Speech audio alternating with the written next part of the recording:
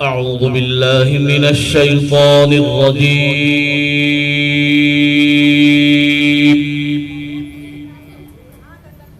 بسم الله الرحمن الرحيم.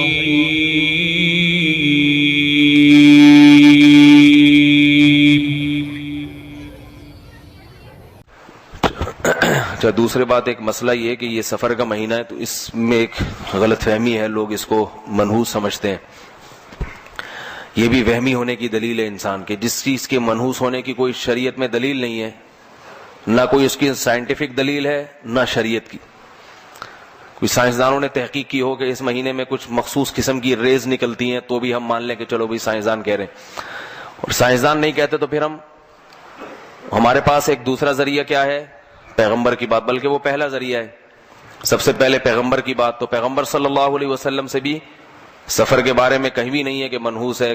اسلام میں نہ کوئی دن منحوس نہ کوئی مہینہ منحوس. برکت والے دن تو ہیں جن میں اضافی برکتیں ہیں، نحوست کسی دن میں نہیں ہے.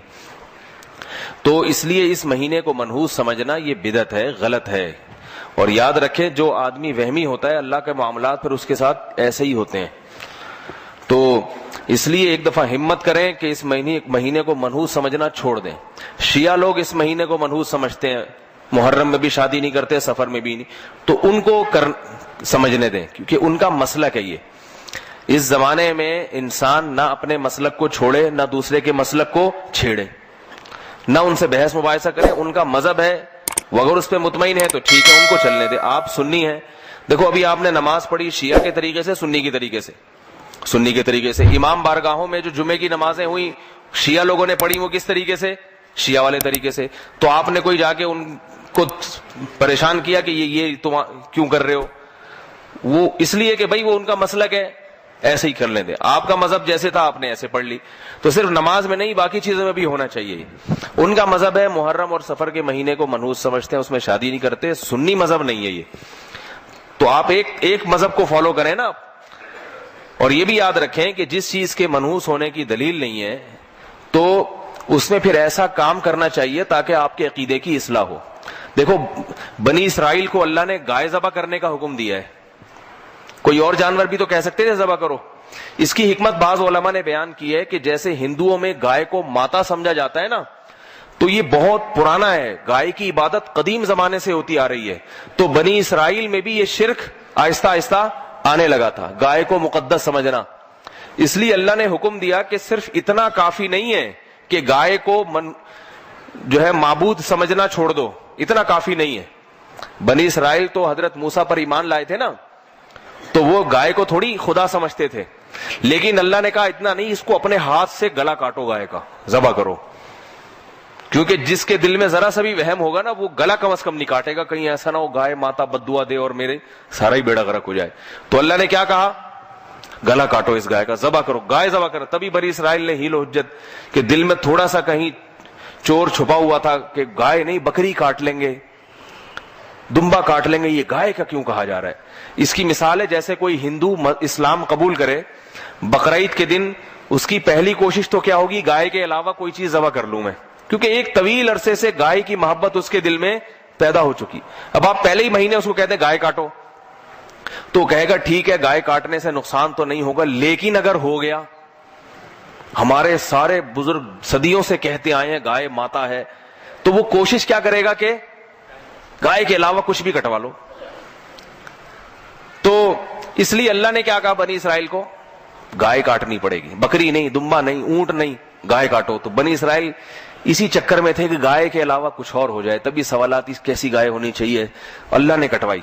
تو یہ جب تک دماغ سے انسان کے فاسد عقیدہ نہیں نکلتا، جب تک کہ اس کی علاج خود نہیں کرتا.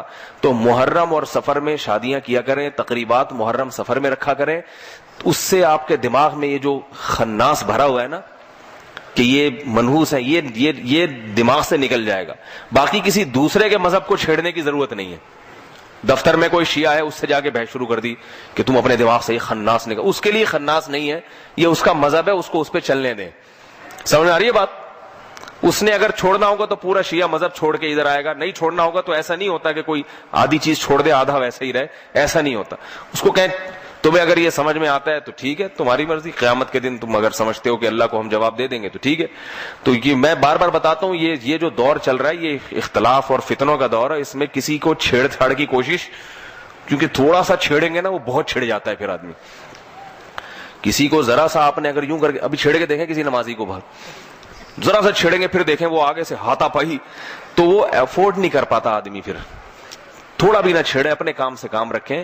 جو آپ سے ہدایت لینے کے لیے آ رہا ہے، جیسے آپ لوگ تو خود مجھ سے یہاں آئے ہیں نا سیکھنے کے لیے، بیان سننے کے لیے، تو میں پھر آپ کو بتا رہا ہوں، کبھی ایسا نہیں ہوتا آپ کے گھر جا کے میں نے آپ کو خود سے چھیڑا ہو کہ یہ سفر میں شادی کیوں نہیں کر رکھی، اتنی ربیع الاول کی ڈیٹ کیوں لی ہے بچی کی آپ نے؟ جب میں نے آپ کو بیان میں سمجھایا تھا کہ سفر منحوس نہیں ہے تو پھر ربیع الاول تک چھلانگ لگانے کی کیا ضرورت تھی؟ کبھی آیا کسی کو؟ بھائی پھر جو آپ ربیع الاول میں کریں، آپ کریں ہی نہیں سرے سے شادی، ساری زندگی کماتے رہیں، ہماری صحت پہ کوئی اثر نہیں پڑتا، صحیح ہے نا؟ تو چھیڑ چھاڑ کا زمانہ نہیں ہے، البتہ اپنے عقیدے پر کم از کم مضبوط رہیں۔ محرم اور سفر میں شادیاں کیا کریں، تقریبات جو بھی جائز تقریبات ہوتی ہیں محرم سفر میں، اس کو نحوست کا تصور دماغ سے نکال دیں بالکل۔ اور پھر اگر اللہ نہ کرے کوئی شادی ناکام ہو گئی محرم کی وجہ سے، یعنی محرم کی وجہ سے تو نہیں ہوگی، محرم میں کیا اور شادی ناکام ہو گئی اتفاق سے، تو یوں نہ کہیں کہ محرم کی وجہ سے ہوئی ہے، یہ سوچیں جس کی ربیع الاول میں ہوئی تھی اس کی کون سی کامیاب ہوئی ہے۔ آج کل کہاں شادیاں کامیاب ہو رہی ہیں؟ شادی کامیاب کرنے کے لیے محرم سفر کی بات نہیں ہوتی، اس کے لیے میاں بیوی میں میچنگ اور دونوں کی ماں باپ نے کیا تربیت کی ہے، کیسے، یہ ساری چیزوں کا دخل ہوتا ہے، اس کا محرم یا سفر سے کوئی تعلق نہیں ہے۔